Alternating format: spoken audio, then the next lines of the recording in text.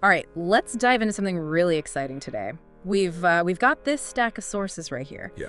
Previews, details about upcoming comic book releases, stuff hitting Final Order Cutoff very, very soon. Ah, okay. Crunch time for anyone following these worlds. Exactly. So our mission then is to kind of cut through the noise, right? Yeah. The marketing speak. Yeah. Pull out the actual nuggets of knowledge, the insights from these sources you've got. Give you the essentials, basically, without reading every single preview yourself. A shortcut to being in the know.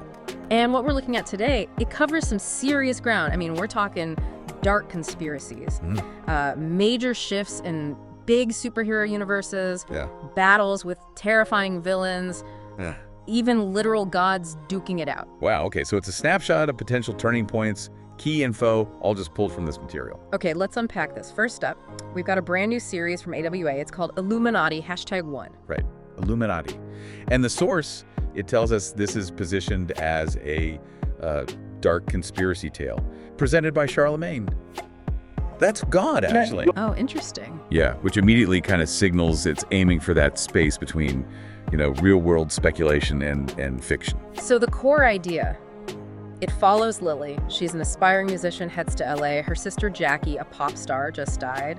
Apparent drug overdose. Okay, tragic start. But the source, it quickly establishes Lily's suspicious, right? Totally. She thinks there's way more to Jackie's death than, what people are saying. And her investigation, it takes her deep, like into the dark underbelly of the music industry. Right, the classic dark side. And here's the big reveal teased in the source.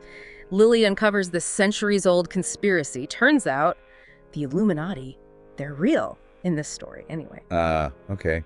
So that's the hook. And the preview notes, this group offers fame, fortune, but it comes at a price, a terrible price, potentially. Yeah. Which, taps right into those real-world anxieties about success, hidden costs, especially in industries like music. And there's this line that really jumped out from the source material.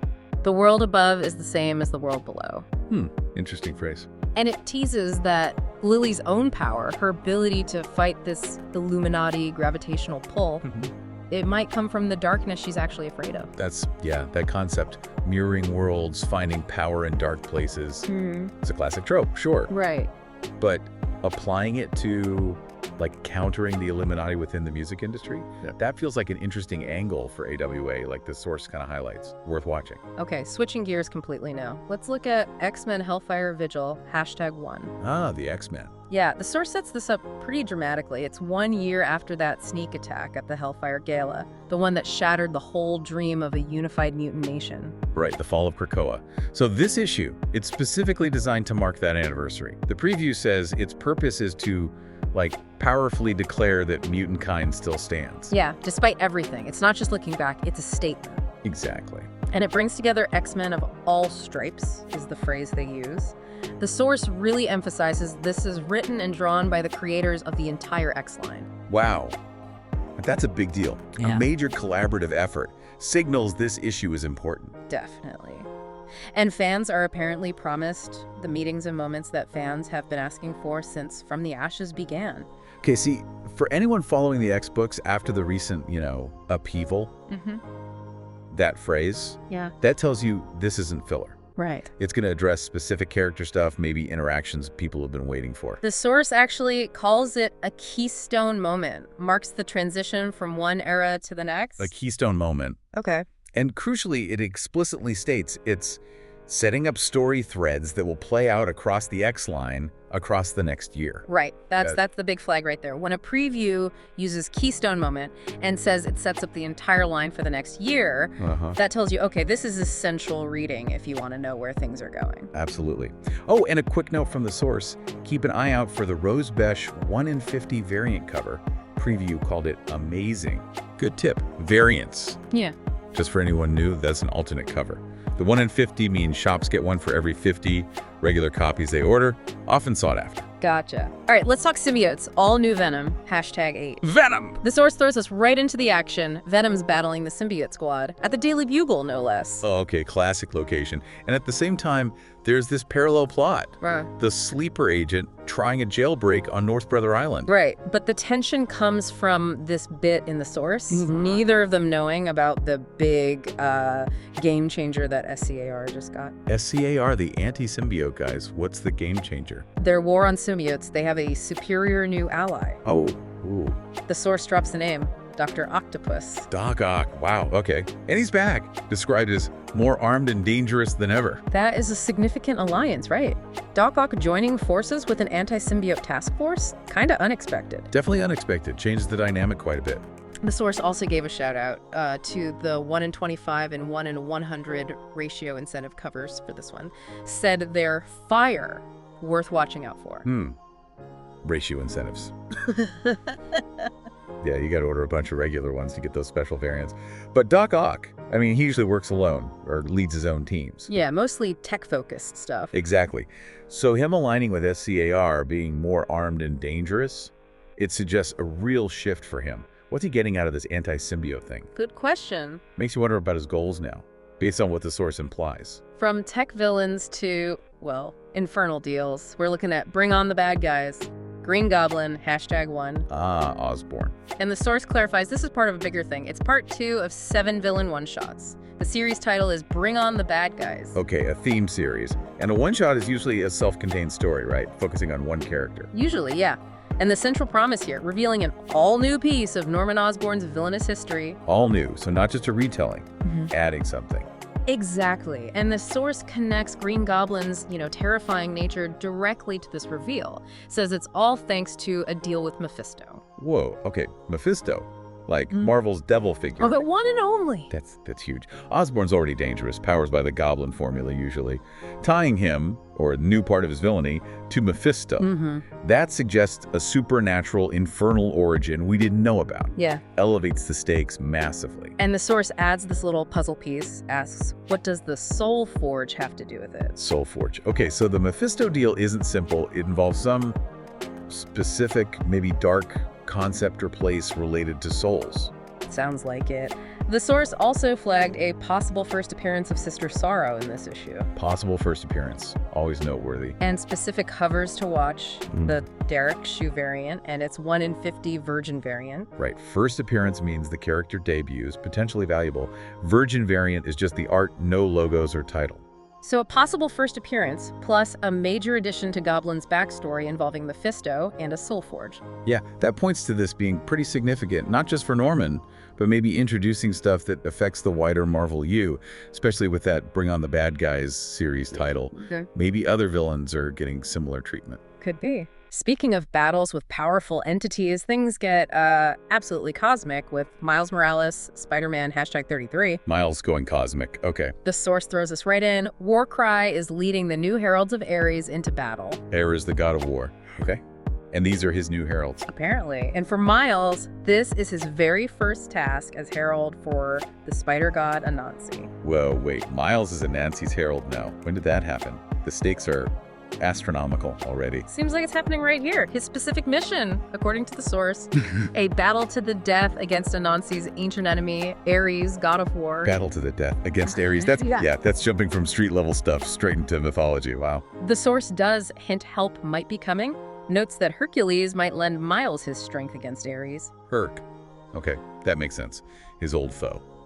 A demigod helping out against a god adds more mythological weight. But the preview stresses Miles is facing a massive challenge. Team Spider-Man's gonna need a lot more muscle if they hope to best Era's own champions. Team Spider-Man. Who else is involved? Doesn't explicitly say Team Spider-Man roster, but it does list Era's heralds. Warcry is the leader.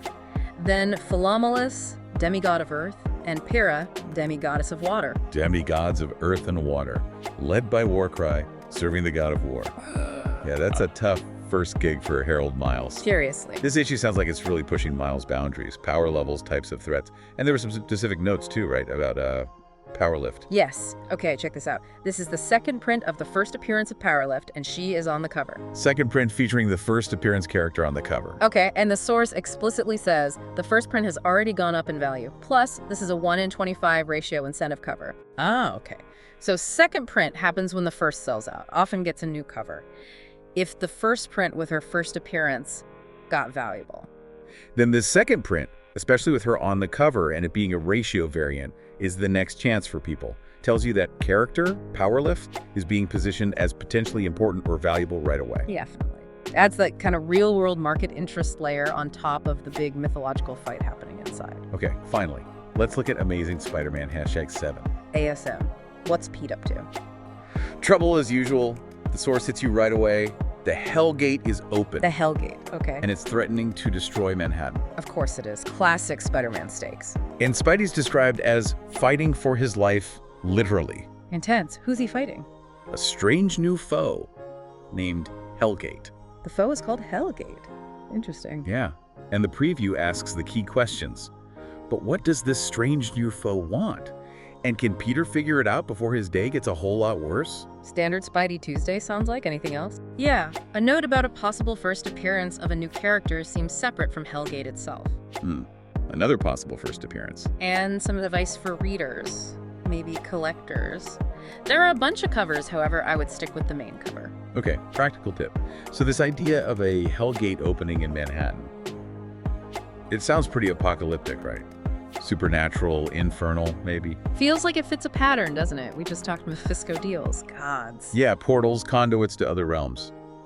It seems like high stakes, possibly mystical threats are popping up across these previews. And a possible first appearance in ASM is always worth clocking, even if it's not clear who yet.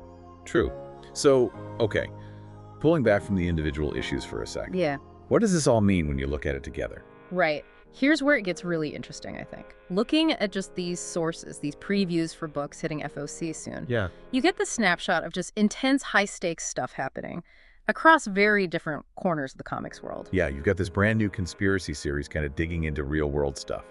A major turning point for the whole X-Men line. Keystone moment, yeah. Unexpected team-ups like Doc Ock. Right. New origins tied to Mephisto. Street-level heroes suddenly fighting literal gods. Or dimensional gates opening. Exactly. So this deep dive, just based on the details in these sources you shared, it gives you that shortcut, right? Yeah. To understand not just what these individual comics are about, but the sheer range of big moves being set up right now, the scale of the threats, the kinds of stories getting pushed. It's seeing the forest and the trees, kind of, the specific cool details, but also the potential themes running across different books. Yeah, it makes sense. I mean, we've covered dark music industry secrets, mutant resilience, symbiote wars, Mephisto's meddling, divine smackdowns, and literal gates to, well, probably not somewhere nice. Looking closely at previews like this, it really can reveal some fascinating connections, hints about where things are headed. So maybe something to leave you with. As we wrap up, think about how many of these stories, these upcoming issues, seem to involve characters making deals. Yeah. Deals with powerful beings. Or confronting hidden forces, secret groups. Or literally battling gods or demons or hellgates. What does that prevalence tell us? Pacts, secrets, cosmic or supernatural conflict across different titles, different universes. What does it say about the kinds of struggles, the sources of power that creators are exploring right now? Exactly. And maybe more specifically, from this batch we just talked about, which plot point, which character intro really sparked your curiosity the most? Yeah, something to think about as these issues actually land in shops. Absolutely. Thanks for joining us for this deep dive.